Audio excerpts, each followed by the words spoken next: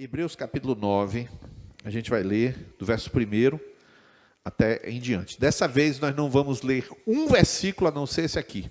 Não vamos ler nada, tá?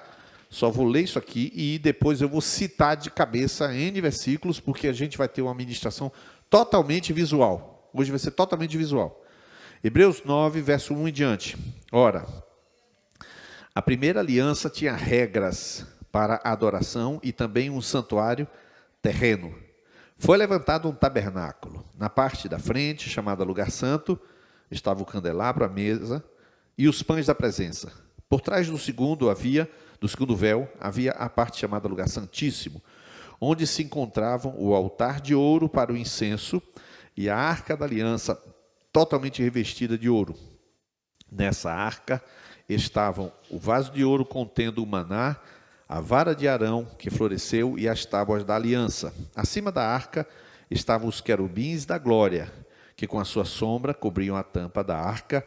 A respeito dessas coisas não cabe agora falar detalhadamente. Estando tudo assim preparado, os sacerdotes entravam regularmente no lugar santo, no tabernáculo, para exercer o seu ministério. No entanto, somente o sumo sacerdote entrava no lugar santíssimo apenas uma vez por ano e nunca sem apresentar o sangue do sacrifício que ele oferecia por si mesmo pelos pecados que o povo havia cometido por ignorância. Dessa forma, o Espírito Santo estava mostrando que não havia sido manifesto o caminho para o lugar santíssimo enquanto permanecia o primeiro tabernáculo. Isso é uma ilustração para os nossos dias, indicando que as ofertas e sacrifícios não podiam dar ao adorador uma consciência perfeitamente limpa. Agora vamos continuar. Eram apenas prescrições que tratavam de comida e bebida, de várias cerimônias de purificação com água. Essas ordenanças exteriores foram impostas até o tempo da nova ordem. Quando Cristo veio como sacerdote dos benefícios agora presentes, ele adentrou o maior e mais perfeito tabernáculo não feito pelo homem, isto é, não pertencente a essa criação. É o que diz o texto. Vamos orar nesse momento. Bendizemos o teu nome, Pai, por esta noite, estarmos aqui diante da tua palavra. E nós queremos, Senhor, aprender sobre Jesus. Aprender sobre Jesus e, deste modo, crescer em adoração, em consagração, para que a nossa vida reflita Cristo em tudo, Pai. E é em nome de Jesus que pedimos esta unção para esta noite. Amém e amém. O tabernáculo, queridos, ele ocupa um lugar muito grande no Novo Testamento, no Antigo Testamento. Ocupa o Êxodo, Levítico, Números e parcialmente Deuteronômio, que Deuteronômio não fala do tabernáculo, mas fala do culto a Deus naquele ambiente do tabernáculo. O tabernáculo, praticamente, para quem... todo mundo já conhece, né? O que significa o tabernáculo? É toda essa área cercada de branco, aproximadamente 45 metros por 25 metros, aproximadamente. Aquela tenda central ali tem 14 metros, aproximadamente por 5. Ou seja, não tem nada grande, não tem nada tão gigante assim. Esse tabernáculo, ele tem uma função muito curiosa. Aí você pode começar a perceber que o tabernáculo ele está no centro de uma disposição das tribos de Israel. Aquilo ali, onde você, no meio, deixa eu ver se eu consigo, aqui consigo. Aqui assim, ó, no meio, fica o tabernáculo. Aqui é onde Moisés morava. Aqui é Coate, Gerson e Merari, que são os descendentes de Arão, ou seja, aqui Moisés e Arão. Então, os levitas ficavam localizados em torno do tabernáculo. Aqui fica o oeste, e o tabernáculo ele fica voltado para o leste, onde nasce o sol. O tabernáculo ele fica na direção do sol, então o sol nasce aqui, e as tribos elas são arrumadas. Agora, essa disposição que você enxerga aí, parece o que isso aqui? Parece o quê? Não é à toa que isso foi disposto assim pelo Senhor, dessa maneira. O tabernáculo, ele, portanto, você começa a ver aqui, logo de cara, que ele é o centro de toda a disposição da vida do povo de Deus. Você não vê simplesmente o povo ali, mas você vê que o tabernáculo centraliza a geografia, centraliza o raciocínio da vida de todos ali presentes. Vocês começam a ver aí a réplica do tabernáculo de Moisés real lá em Israel. Eu vou mostrar para vocês várias dessas coisas aqui. Esse time na Park, obrigado pessoal. Aqui está uma réplica real, existente hoje em Israel. E aqui você vê, você está vendo aí que é a própria região de Israel. E você se aproxima um pouco e você vê o tabernáculo, como ele funciona. Portanto, é de se perguntar se tem importância ou não esse estudo. Eu vou falar bem rápido, para você, todas as vezes que você lê Êxodo, Levítico, Números, Deuteronômio, você tem uma visão dessa macro, mas não simplesmente lembrar de versículo. Eu vou citar vários versículos, mas você vai ter uma visão espacial do que significa esse tabernáculo. Vou pedir que Samuel, ele solte agora um vídeo, e à medida que ele vai soltando esse vídeo, ele vai botar em velocidade 2, sem som mesmo, tá? Ele vai colocar aqui, esse vídeo, pode colocar. Eu vou falando um pouquinho sobre isso. O tabernáculo, portanto, você já viu que ele é uma espécie de figuração de algo, e que para muita gente ele significa, digamos, um templo de culto. Não, ele não é um templo de culto. O tabernáculo ele foi feito todinho para mostrar uma pessoa. Ele foi feito todinho para mostrar uma pessoa. Você acabou de passar por um altar que está pegando fogo, ali atrás, que é o altar dos sacrifícios. Eu vou explicar rapidamente. Isso aí que você acabou de estar junto ali, é uma bacia de bronze de lavar a mão. Aí quando você está entrando essa primeira salinha, essa primeira salinha se chama lugar santo. É uma salinha em que você tem uma mesinha cheia de 12 pães. Eu vou explicar isso tudinho aí e aplicar à nossa vida. Esses 12 pães são pães para serem comidos só por pessoas específicas. Você tem aí esse candelabro de luzes, e você tem esse pequeno altar. Esse pequeno altar é um altar que exala incenso, mas ele exala o quê? Ele exala um perfume. O incenso nada mais é do que pó que você queima e que sobe um perfume. Portanto, essa sala é extremamente perfumada. Aí você vai para a segunda sala, que é uma sala chamada Santo dos Santos, ou lugar santíssimo.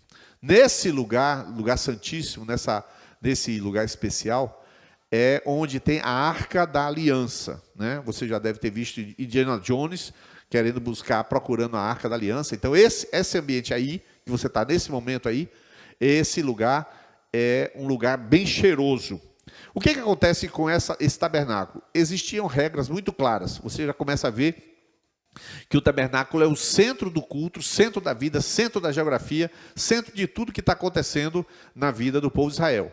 Então, a primeira colocação que eu faço para você raciocinar, a primeira raciocínio que eu faço para você é, quando você diz assim, Jesus é o centro da sua vida, você não sabe exatamente dizer o que é o centro da sua vida. O centro de gravidade do corpo humano, onde é que fica exatamente? Né? Você não sabe exatamente dizer onde é. Portanto, se você dissesse assim, Jesus é o centro da minha vida, o que significa isso?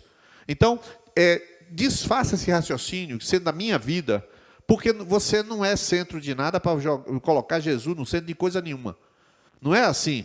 É Jesus que é o centro e você que converge para ele. Não funciona assim. Ele é o centro da minha vida, e diga onde é o centro da sua vida. Você nem sabe onde é o centro da sua vida. Não, o centro da minha vida é meu filho. Então deixa Jesus levar seu filho, para Jesus ficar no meio. Não funciona. Essa geografia, essa parte imaginativa não funciona. Mas essa parte que a gente estava colocando funciona. Porque você vê aqui, claramente você vê, estou voltando, a colocação sobre o local certo, daqui onde o tabernáculo está na vida. Então significa o seguinte, todo o povo de Israel, toda a nação de Israel, aquele povo de Israel girava em torno do tabernáculo. Tudo que se queria fazer, você mora onde? Eu moro no lado oeste de algum lugar. Você mora oeste do tabernáculo. Eu moro na terceira rua de leste do tabernáculo. Então tudo se gira em torno daquilo que Deus estrutura na sua vida. Isso significa, na prática, agora para você, que se você tirar Jesus de referência, você que se perde. Não é para você dizer, Jesus é o centro da minha vida, só que você não sabe exatamente o que é o centro da sua vida. Só que se ele é a sua referência, então você gira em torno dele. Então ele é o centro de tudo. Não é da sua vida que ele é o centro. Ele é o centro de tudo. Então, se ele já é o centro, quem está fora do centro é problema de quem está fora. Você converge para ele, gira em torno dele. Tem um acidente no dedo, corta sangue, está acontecendo alguma coisa. O que você faz? Vai para ele. Vai logo para ele. A primeira coisa, Senhor, eu te agradeço. Senhor, eu entrego a minha vida. Irmãos, eu falei isso domingo. Acho que falei domingo. Mas hoje, de novo, eu fui fazer curativo no EMEC e tinha uma vaga para eu estacionar o carro. Segunda-feira eu fui fazer curativo com Fernanda e tinha uma vaga para estacionar o carro. Tente ir agora do EMEC para dizer, não, eu quero uma vaga no EMEC, eu quero a terceira vaga. Vai, tenta.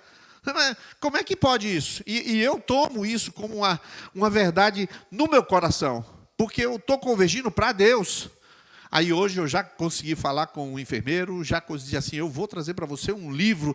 O quê? É mesmo? Aí já vamos levar o livro para o médico, para o outro médico, ortopedista. Aí Fernando ficou sabendo hoje. Ah, não, eu estou sabendo disso. O médico falou para ela, não, estou sabendo do seu caso. Nós temos um grupo e o seu caso está sendo tratado no grupo. Opa, que legal, que legal. Então assim, lá vai, opa, já vamos, uma influência. Então, a convergência não é de Jesus ser o centro da sua vida, é você ir para o centro que é Jesus. Você está entendendo? Isso está escrito em Colossenses capítulo 1. Ele é a cabeça de todo o principado, por ele foram feitas todas as coisas, as que existem, as que não existem, principados, visíveis e invisíveis, melhor dizendo, foram feitas todas em torno de Jesus. Então, esse é o tabernáculo. Nós vamos ver algumas coisinhas do tabernáculo. Aí está uma maquete do tabernáculo, e aí você começa perguntando, o que é o tabernáculo? O tabernáculo é Jesus. Presta atenção, o tabernáculo é Jesus. Nós acabamos de ler que Jesus recebeu um corpo que diz exatamente assim, deixa eu ver, quando Jesus veio como sumo sacerdote nos bens agora presentes, ele adentrou o maior e mais perfeito tabernáculo não feito pelo homem. Qual é esse tabernáculo que não é feito pelo homem? O corpo humano. Quem fez o corpo humano foi Jesus, foi o próprio Deus. Ele adentrou no tabernáculo. Então, quando nós estamos falando do tabernáculo, nós não estamos falando da igreja, nem de Moisés, nem de Israel. Nós estamos falando do próprio Cristo. E aí, quando você começa a ler, uma coisa que você lê, ó, ali é o tabernáculo, agora já é o tabernáculo funcionando. Você vai enxergar isso aí e vai perceber. Isso aí ele já está funcionando. O que está acontecendo nesse tabernáculo? Bom, a primeira coisa que você vê nesse tabernáculo é uma figura da cruz. Os objetos, eles estão dispostos exatamente nessa ordem. Quando você entra no tabernáculo, naquele pátio externo você tem o altar, anda um pouco, você tem a bacia de bronze. Você entra no lugar santo, esta é a disposição do candelabro, da mesa dos pães da proposição, do altar do incenso, e depois você entra no lugar santíssimo, tem uma cortina. Então, essa é a disposição certinha dos objetos do tabernáculo. Ou seja, o tabernáculo ele não está falando sobre Israel, ele está falando sobre Jesus. Qual é a disposição desses objetos? Primeira coisa que você tem é o altar do sacrifício. Antes do altar do sacrifício, aqui você tem uma figura de um sacerdote, ele está vestido de azul, azul está apontando para Deus, para o céu. Ele tem no peito 12 pedras, né? São um peitoral de 12 pedras. E, irmãos, essa roupa aí custa aproximadamente $50 mil. Uma roupa dessa, $50 mil. Aquele colete dele custa bem mais de $200 mil. Porque é todo cheio de 12 pedras engastadas. E não são pedrinhas, não. São pedras caras, rubi, ametista. Hein? É muito caro. A roupa dele já é cara. E aquele negócio que ele põe, que é a estola sacerdotal, é todo esse conjunto de vestes. E cada um desses elementos tem uma representação de Jesus, aponta para alguma coisa de Jesus. Mas vamos lá. Você vai chegando no tabernáculo em si, você vai ver ali que nós temos aqui quatro cobertas. Nada mais é do que uma caixa de sapato. Como não tem telhado, esse tabernáculo era desmontável, né? Ele é todo desmontável. Então você põe a primeira pele, primeiro tecido azul. Ali você não está vendo ele azul. Ele está ali aqui em cima, essas figurazinhas aqui são figuras de querubins. Então, quem entrava dentro do tabernáculo, ele olhava para cima, para os lados, só tinha azul. Azul falando do céu, falando apontando tudo para Deus. É como se você estivesse vendo os querubins em adoração. Você está dentro do tabernáculo, você está vendo os céus, onde o Senhor é adorado. Só que quem está lá de fora não enxerga isso. Essa pele aqui, que é essa última pele, eu ia apontar para a televisão. Essa pele aqui, pessoal, essa pele é uma pele horrorosa. É uma pele de um animal do deserto chamado texugo. É uma pele que suporta todo tipo de adversidade, de calor. E eu também vou falar depois da madeira. Então você tem a primeira pele, a primeiro tecido, bem leve. Depois você tem um outro tecido de cabra. Depois você tem um tecido de ovelha, que é pintado de vermelho. Então tudo isso aqui você vai falando, isso aqui aponta para o céu, isso aqui aponta para a humanidade, isso aqui aponta para a redenção, e isso aqui aponta para a humanidade de Cristo. Agora é interessante, você olha o tabernáculo, caríssimo, por dentro tem ouro, o altar tem ouro, etc e tal, mas quando você olha a distância, ele não tem beleza. Do lado de fora é uma pele de um animal feio, chamado texugo. Quem conhecer, procura lá no Google, você vai ver que o bicho é feio. Então, o que você tem? É exatamente como Jesus. Você olha para Jesus, o que diz Isaías 53? Sem aparência, nem formosura, não via nós beleza nenhuma para que desejasse. Era o mais desprezado de todos os homens, homem de dores, como um do que escondia o rosto. Ele não fizemos dele caso algum. Você olha para aquele treco ali, aquela tenda, e você fala, que cacete armado é esse negócio aí? Você olha, que negócio horroroso, esse barraco de pobre. Mas, na realidade, por dentro tem o quê? Tem todo o acesso a Deus. Tem todo o acesso ao próprio coração de Deus. Então, assim é a nossa vida espiritual. Se a gente quiser aparentar coisas para ir para o mundo, a gente não entendeu o projeto de Deus. Quando você vai no Oriente Médio, quando você vai nós fomos, por exemplo, lá no norte da África, você passa aquelas Medinas, né? Que é aquelas pequenas casas horrorosas, tudo apinhada assim. Meu Deus, que negócio horroroso. Pois nós fomos lá em Marrakech, não, Fez, não foi? Em Fez. E nós, um lugar super feio, bem estreitinho, passava um jumento e você tem que fazer assim para o jumento passar.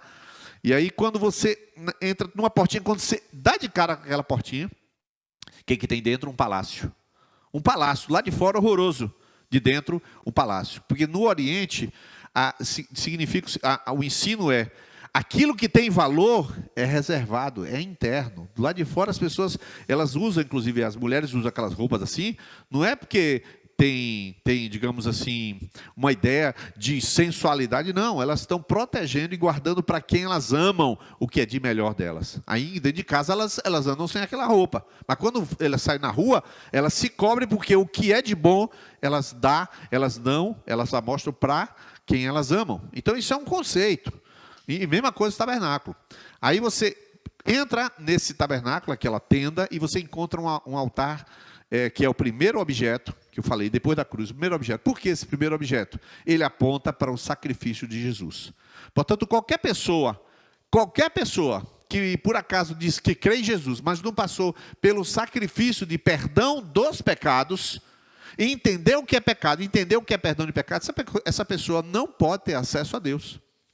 O perdão de pecado é o primeiro elemento para você ter acesso a Deus. E Jesus, a primeira coisa que revela é o seu sacrifício na morte expiatória, na cruz do Calvário. É interessante porque esse altar, ele é feito, todo de bronze, mas não é de bronze, na verdade. Ele é bronze por fora, porque por dentro é madeira. E a madeira aguenta o calor. Por incrível que pareça, o sacerdote está ali, tocando fogo, está tudo pegando fogo, mas não passa calor para o lado de fora. Porque pega no bronze de dentro, a madeira aqui, e depois lá de fora o bronze, de novo. Quer dizer, não pega calor no sacerdote, mas também não queima madeira, porque é uma madeira especial. Então, assim, várias coisas que você pode ver. Jesus, por exemplo, o bronze é um material secundário. Jesus estava na cruz do Calvário, morto nu. Era uma pessoa desprezado. A madeira significa o quê? Uma parte da humanidade dele, fragilidade. Mas só que não tinha nada de fragilidade. Ali, na verdade, ele estava se oferecendo para a remissão dos nossos pecados. O tabernáculo fala em primeiro lugar disso. Depois, esse é o altar de do holocausto, que eu falei, né? Essa primeira parte aí é uma parte que tem a madeira, a outra parte é só a grade como se fosse uma churrasqueira, né? E aí você percebe uma outra, aí você está vendo ele pertinho, e você recebe, eu quero falar para você sobre essa rampa. É muito interessante, queridos. Ó, eu vou subir aqui para você ver. Eu estou de calça comprida, né? Aí uma mulher vai subir de vestido. Ela faz assim, ou então um homem, o sacerdote, ele faz assim com a perna, e essa perna puxa a roupa e abre aqui um vácuo aqui embaixo. A mulher vai subir de vestido. Cada movimento desse abre um vácuo aqui. E se cair, vai aparecer as suas, como a Bíblia chama, de vergonhas. Era proibido na lei colocar escada. É proibido colocar escada para não aparecer a vergonha quando suspende a perna. O altar, até isso Deus foi cuidadoso de mandar botar uma rampa. Então, na hora que ele ia matar o animal, ele subia por aqui, enfiava a faca no animal e degolava, fazia o que tinha que fazer, depende do tamanho do animal, né? Mas ele vinha subindo numa rampa, não era numa escada. Aí você pergunta como?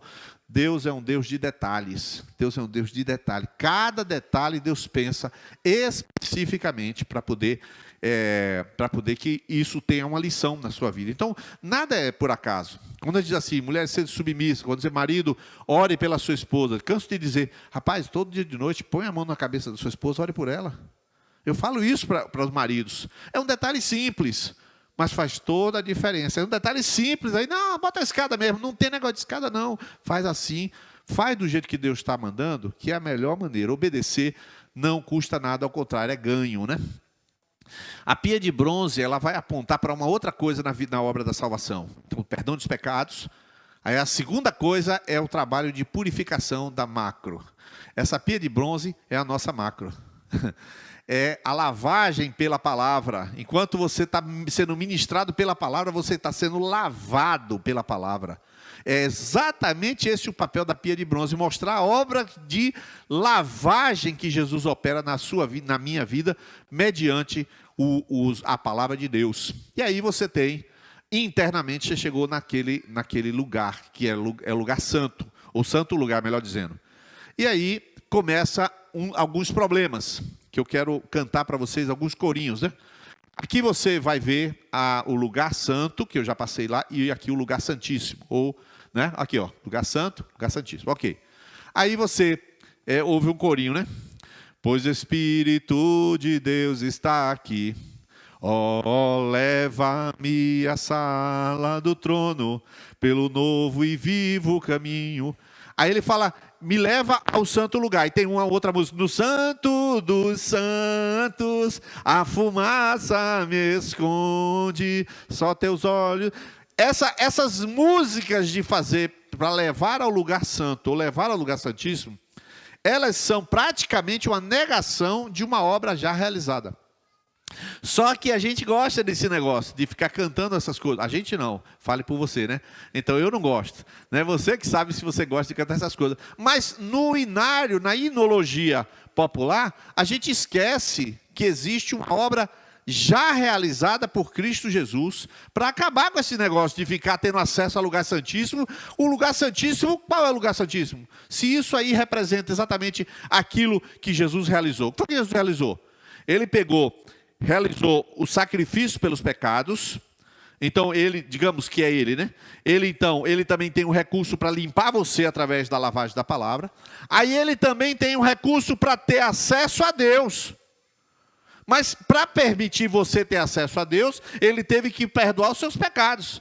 Então ele fez todas essas obras de permitir o acesso a Deus. Ele disse, eu sou o caminho, a verdade e a vida. Ele não disse, o santo dos santos é o caminho, ninguém vem ao Pai se não passar pelo santo dos santos. Não existe isso. Ele é o caminho até o Pai.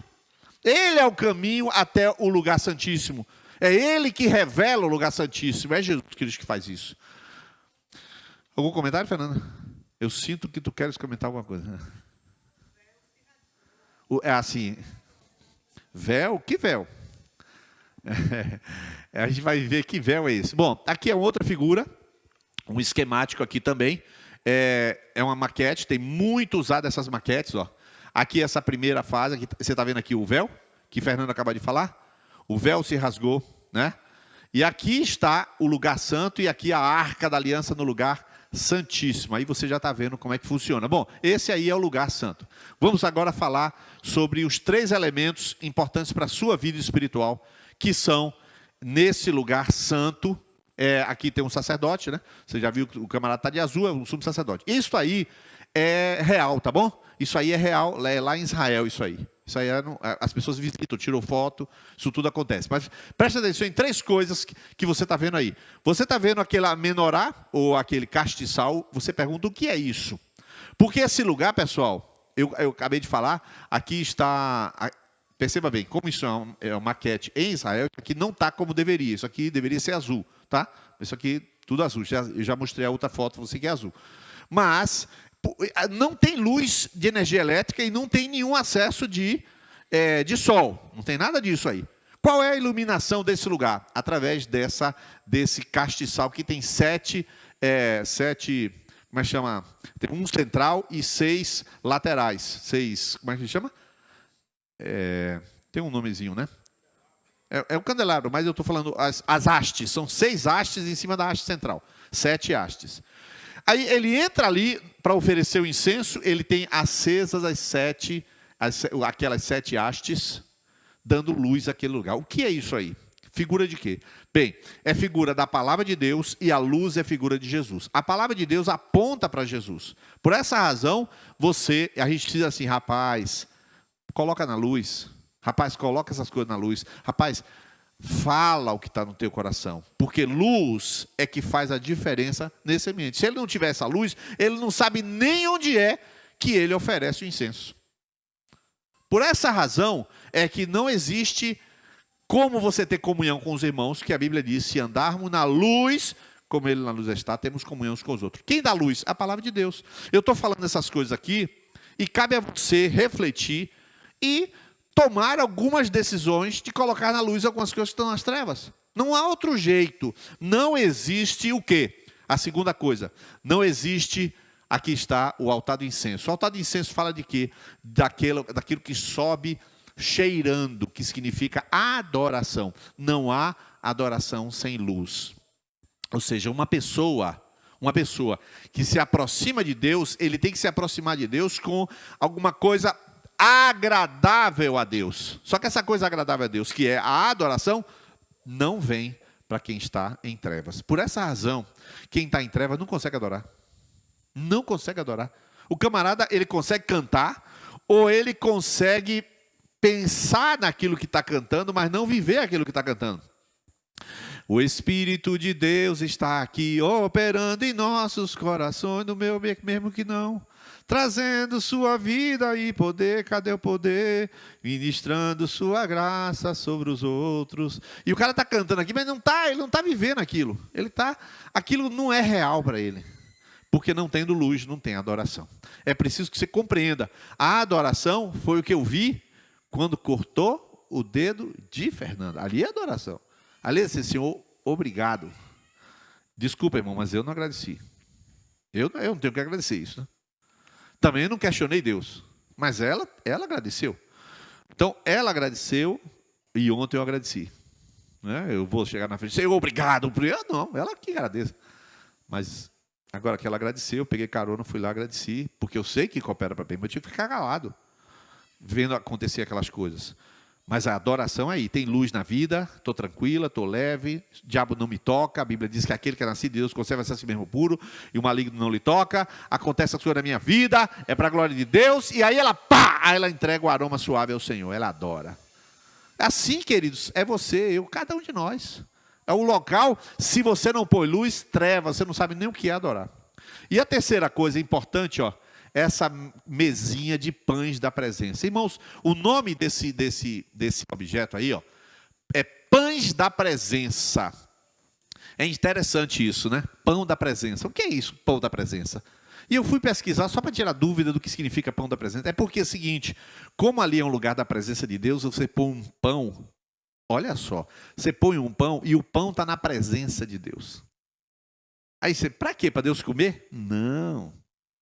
para o sacerdote, no sábado, entrar lá, com a roupa certa, ele entra nessa sala e toma esse pão e come na presença o pão da presença. É uma figura muito forte, porque significa que diante de Deus há alimento celestial. Irmãos, a macrocélula aqui é um exemplo de pão, de alimento celestial. Você está aqui na presença de quem tem pão da presença. Isso vale para seu momento de palavra de Deus. Você tem que entender. Por isso que às vezes eu falo assim, você não sabe fazer devocional, não?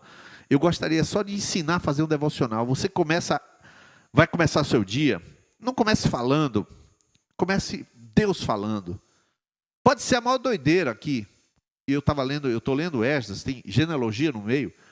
Isaías 24, veja, o Senhor vai arrasar a terra e devastá-la, arruinará a sua superfície. Eu estou lendo, Deus está falando, mas não falou, mas está falando. Está entendendo? Aí eu estou, daqui a pouco, pum, salta um versículo aqui. É assim que Deus fala, Deus, ele salta. Irmãos, eu já falei para algumas pessoas aqui, e recentemente, acho que 2 pessoas me procuraram e confirmaram isso. Eu disse assim, chega o momento da revelação. Um deles foi o Wellington, que falou recente para mim. Lembrei agora. Mas teve mais 1 ou 2 pessoas que falaram. Chega o momento que você está lendo a Bíblia, que a letra pula, ela fica aqui. Ela fica aqui. Algumas pessoas estão dizendo a verdade porque sabem o que eu estou falando. Você começa a ler, a letra vem para aqui. Como é que pode isso? É a única letra viva é a palavra de Deus. É viva. Você tá. Aí, quem está ouvindo isso que eu estou falando aqui, quem não tem essa experiência, não pode dizer que a experiência não existe. Porque eu não estou internado, junto com esses também não estou internado. A gente não é doido. Eu sei o que é ler normal e o que é ler com a letrinha pulando. Então, é uma experiência da presença. É na presença que o pão é vivo, o pão é real. Então, você precisa compreender que quando ele fez essas coisas aí, ele fez para dizer para você, ó, o castiçal, que é esse candelabro, ele fez para dizer, tu precisa de luz, tu precisa de comida de presença, não é comida, pão, porque pão tem na padaria, mas esse pão da presença só tem no lugar santo. Você está entendendo? E quem dá é Jesus, porque ele é o tabernáculo, está entendendo? Quando você vai para um seminário teológico, você lê um livro teológico, não é nada de errado, você pode fazer, mas você está comendo o pão da padaria. Mas quando você está na presença, você está comendo o pão da presença, amém? Altar do incenso, esse altarzinho menor, todo de ouro também, madeira e ouro, né? Porque se fosse ouro sozinho, ele não ficava em pé. Mas tem que ser madeira e ouro revestido, é um altar bem pequeno, não tem nada grande, é do tamanho desse negócio aqui, bem mais baixo, né? E assim para oferecer adoração. Mas aí você vê o que Fernanda falou, ó. Fernanda falou de um tal de um véu, o véu do templo aqui, ó. Ela falou, porque esse véu do templo, vocês conhecem alguma música que fala o véu do templo se rasgou? O véu que separava, já não separa mais, né? Aí, que véu é esse? Este véu. Aí a pessoa, rapaz, pensei que era o véu da noiva, aquela cachoeira. Não, é o véu de lá do tabernáculo, azul, tá? Esse azul, que é evidente que o véu que separava no templo de Jerusalém é bem maior, claro, né? Mas estou falando do tabernáculo aqui. Observe bem, esse camarada vai passar para o lado de cá, mas ele não pode passar para o lado de cá quando ele quer. Ele só pode passar para o lado de lá uma vez por ano. Exatamente isso, uma vez por ano. E nessa vez por ano, ele está com uma roupa cheia de sinos. Lá nas pontas, note que era vestido, vocês viram, né? Aquela estola é um vestido. E nas beiras tem sinos. Então, quando ele está andando, tem uns sinos. E também tem uma corda. Tem uma corda amarrando ele. Então, ele entra. Aí fica lá, né? Esse jogo cenográfico parece que funciona, né? Essa parte, efeitos especiais. E está lá a corda para o lado de fora. Para o lado de fora, no lugar santo. Ele passou aqui a cortina, né? Ele passou para o lado de cá e ele vai oferecer aqui o sacrifício anual. A corda está para lá. Se ouvir um barulho, pode puxar que ele está morto. porque ele estava em pecado, ele esqueceu alguma coisa de oferecer sacrifício. Então os caras puxam aquela corda e tiram o cadáver. Aconteceu isso pelo menos uma vez, quando Nadab e Abiú entraram com isqueiro. Era para ter entrado, pegado uma brasa daquele altar de sacrifício, vindo, mas eles, além de passarem com o isqueiro, que não foi com a brasa, eles tinham comido água. Eles estavam bêbados. Então eles entraram bêbados. Quando eles entraram ali, os dois caíram mortos. Lá na arca. Então, o negócio foi tão sério que o pai não pôde chorar. Nem os irmãos pôde chorar. Se você chorar, você morre. Olha só onde aqui é o nível da coisa. Levítico 17 fala isso. Então, a santidade ali, no lugar santíssimo, é tal que o sujeito ele tem que ter cuidado. Então aí, irmãos, é que entra uma lição. Existe o lado alegre da salvação, existe o lado benevolente da salvação, existe o perdão dos pecados, existe a alegria da salvação, tudo isso aí é maravilhoso. Mas existe a santidade que mata. Exatamente. A Bíblia diz que nosso Deus é um fogo consumidor. A Bíblia diz que não extingais o Espírito. A Bíblia fala, não extingais o Espírito. A Bíblia fala várias palavras de relacionamento. Não me defendo isso com unhas e dentes. Isso aqui não é altar, irmãos. Eu estou aí no Ministério do Louvor aqui, porque eu quero, e eu sei que nem preciso. Hoje eu até falei com o Fabão. Fabão, já vou deixar de tocar guitarra. Ele falou, não faço não. Então a gente estava conversando. Porque a turma hoje tem maturidade e seriedade. Na hora que vai cantar aqui, tem que vigiar o seu coração. O sacerdote, se vacilar, ele morre. Você tem que entender isso. Que tem o lado da santidade. Tem um lado do perdão, da alegria, mas tem um lado da santidade. Aqui é só um lugar santíssimo, esse véu que Fernanda falou, né? Ele é assim mesmo, quer dizer, ninguém sabe se é assim exatamente, mas ele é todo azul e ele é gravado com figuras de querubins. Então supõe-se que seja mais ou menos assim. E dentro do lugar santíssimo, a arca do concerto, a arca da aliança, a arca está proibido de se construir novamente, viu, queridos? Tem um versículo em Jeremias parece que 3, vou ver procurar aqui. Jeremias 3, eu lembrei aqui. Nunca mais dirão a arca do Senhor. Está escrito isso. Deixa eu procurar aqui. Jeremias 3. Jeremias, se ele puder botar aí, deixa eu ver aqui. Nunca mais dirão a arca do Senhor, porque nunca mais se... Aqui. Aqui, 3,16. Se puder colocar na tela esse versículo, vai ser bom, para a gente entender. Olha aí, quando vocês aumentarem, se multiplicarem na terra, naqueles dias, declara o Senhor, não dirão mais a arca da aliança, nem pensarão mais nisso, nem se lembrarão dela, não sentirão sua falta, nem se fará outra arca. Por que motivo? Que Deus diz, pode voltar para lá. Por que Deus falou isso? Porque, queridos, a presença do Senhor será em vocês. Aquelas figuras todas dizendo o que viria a ser, elas passaram a ser reais em nós. Jesus não é um símbolo do que viria a acontecer. Jesus é uma realidade já acontecida. Por isso que quando você lê o Antigo Testamento, você Êxodo, Levítico, você se delicia. Porque tem algum segredo ali, naquela lei, alguma coisa escondida ali que você vai achar maravilhosa. Os pães da presença, por exemplo, é uma coisa maravilhosa. Tem muita coisa maravilhosa. Mas Jesus já não é uma possibilidade futura. Ele é uma realidade presente. Amém?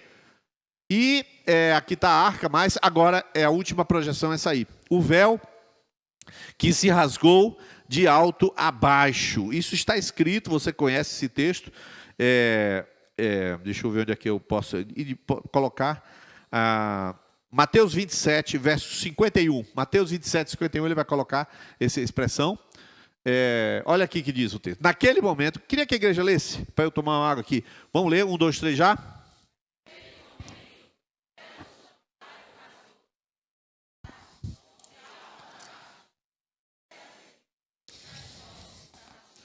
Perfeito. O véu se rasgou de alto a baixo. Agora, por que o véu se rasgou de alto a baixo? Por que não se rasgou de baixo para cima? Alguém poderia dizer, né, eles foram lá e rasgaram de baixo para cima. Ele rasgou de cima para baixo. Por quê? Porque exatamente o caminho, que eu acabei de ler em Hebreus 9, o caminho do céu para a terra foi aberto. Ou seja, antes você dependia de rito, você dependia de uma estola sacerdotal, você dependia de um sangue de bodes, animais, você dependia de um mediador, que era um sacerdote, e o mediador sacerdote também era um levita, e por conta disso, aquele levita era uma pessoa diferenciada, é uma classe especial, da tribo especial. Você dependia de uma série de ordenanças. Hoje não. Quando você vê Jesus, quando você entende o que significa esse tabernáculo, você começa a descobrir que Jesus realizou todas as coisas. Jesus fez tudo. Jesus fez o sacrifício, Jesus nos limpa com a água da palavra, Jesus também nos dá acesso a uma comida especial, direta do Pai. Jesus também ilumina a nossa vida como um candelabro. Jesus também nos possibilita adorar a Deus em espírito e verdade, está escrito lá em João 4:24. Depois Jesus também nos dá acesso à intimidade, como diz a palavra, temos acesso pela fé a essa graça. Ou seja, Jesus é a realização de todo o projeto de Deus para a nossa vida.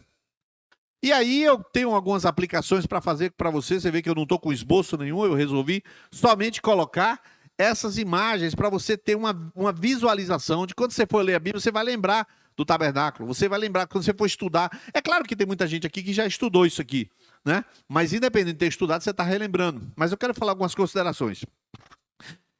Primeira coisa, falar para você, a vida cristã só vale a pena se for levada a sério. Porque esse rito não é rito para gentio, não é rito para malequita, amonita, moabita, não é. É rito para judeu. A lei de Moisés foi dada para o povo de Israel entender que ali era uma lição pedagógica para o Cristo. O Cristo que havia de vir veio e eles não entenderam. Romanos 10:4 diz assim: querendo eles estabelecer a sua própria justiça, não se submeteram à justiça de Deus. Ou seja, eles queriam que Deus fosse do jeito deles. Tanto que está escrito João 1:11, veio para o que era seu e os seus não o receberam. Então, os judeus que tinham esse corolário de regras e de mandamentos, de formatos, eles deveriam enxergar Cristo nisso. Agora, alguns enxergaram Cristo? Sim, alguns enxergaram. Abraão enxergou, Davi enxergou. Você deve ter lembrança daqueles esboços que nós colocamos que Davi enxergou, que todos eles, vários deles enxergaram. Eles viram Cristo, eles sabiam que aquilo estava apontando para Jesus, mas nem todos. A maioria não sabia que é. Por quê? Está envolvido em pecados. Eu li um versículo hoje muito interessante, no meio desse estudo, daí, que dizia assim, o Senhor falando assim, você vai fazer o seguinte, você vai colocar uma cortina, e a cortina vai ser azul. Aí ele fala assim, para que você não faça o que os teus olhos fazem você desejar. Imagine isso, no meio do texto assim, para que você não faça o que os teus olhos levam você a desejar. Ou seja, o povo estava envolvido pelo desejo. Deus estabeleceu aquela regra, mas o povo seguiu o seu próprio coração. Não teve jeito. Você vai ler o Antigo Testamento, o povo está seguindo o seu coração e o caminho de Deus é esse aqui. Então, deixa eu falar para você. Não adianta você querer inventar moda. Para Jesus, só serve do jeito de Jesus. Para servir a Deus, só serve do jeito de Deus. É caminho estreito, é porta estreita, é renúncia, é abandono de pecado, é você não relativizar pecado. Não adianta você relativizar pecado. Quando você pecar, primeira coisa que vai acontecer com você é falta de vontade de confessar. Esconder pecado. Por que motivo?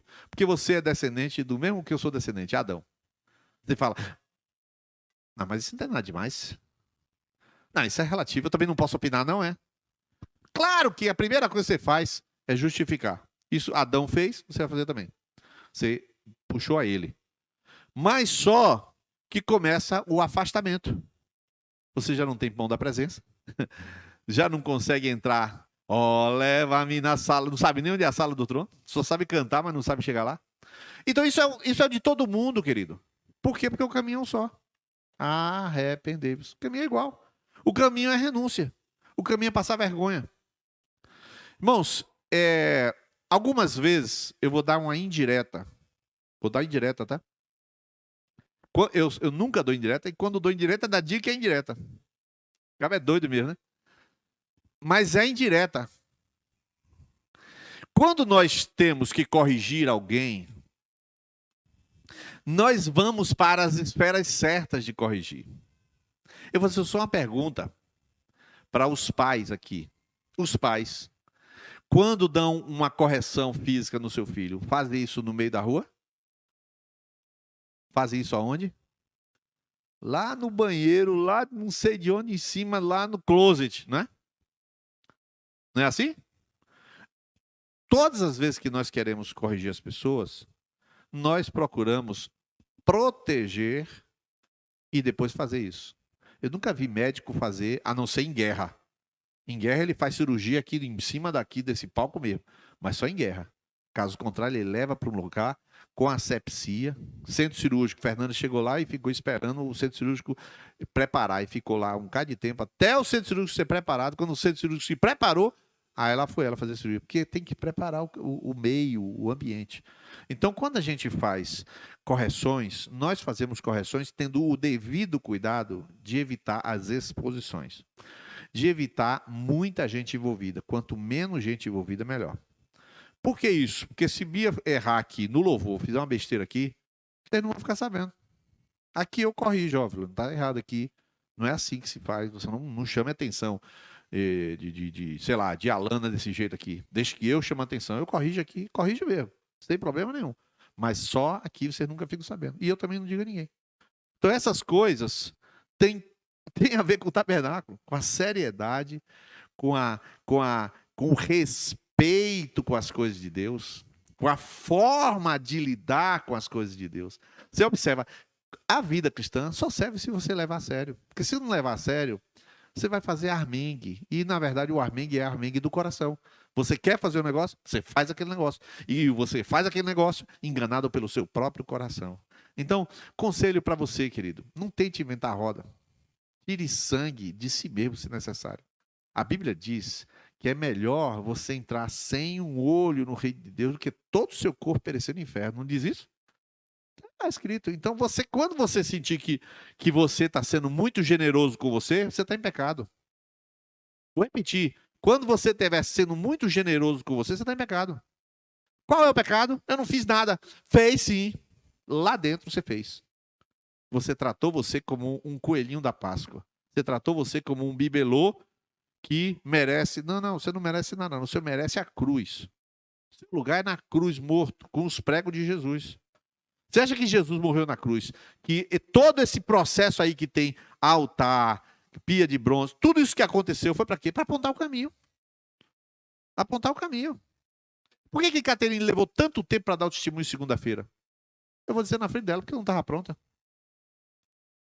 E porque não estava pronta, aí não é de sua conta. Aí também você quer demais. Porque ela tem um processo. Eu tenho um processo, Fernanda tem um processo, todo mundo tem. Percebe isso? Porque a vida para ela é séria. Se ela tiver que... Ela tem que levar a sério. Ele tem que levar... Todo mundo tem que levar a sério. Então, assim, o que eu vou falar? O seu tabernáculo. Mas, rapaz, que negócio óbvio. Ele tá falando do Antigo Testamento. O Antigo Testamento só cabe coisa de tabernáculo. 4 livros falando só disso e ele não fala o que é o tabernáculo. Mas o cara é burro mesmo. Burro eu. Na verdade, o Espírito Santo, você vai falar disso. Aí você fala nisso para talvez deixar uma mensagem para você. Queridos, se a velha aliança, a régua era aqui, a nova é aqui. A Bíblia diz em Hebreus capítulo 10, você vê que eu não estou abrindo nem nada, né? Só 2 versículos. Diz assim, ora, se aquela aliança, gravada, 2 Coríntios 3, gravada em pedras, ministério da condenação gravado em pedras, tinha grande glória, quanto maior glória cederá o ministério do Espírito Santo. E aí a Bíblia fala assim, se naquele lá, aqueles pecaram voluntariamente, você acha que resta remissão de pecados? Não. Porque se naquele pessoal que pecou, Hebreus 10 fala isso, 31, se aqueles que pecaram, aquela velha aliança, pereceram quanto mais nós, se sabemos que a graça que nos é dispensada, a morada de Deus em espírito em nós, muito mais nós, porque graça abundante tem sobre a vida de todo aquele que crê e que recebe. Amém? Queria que você ficasse de pé agora.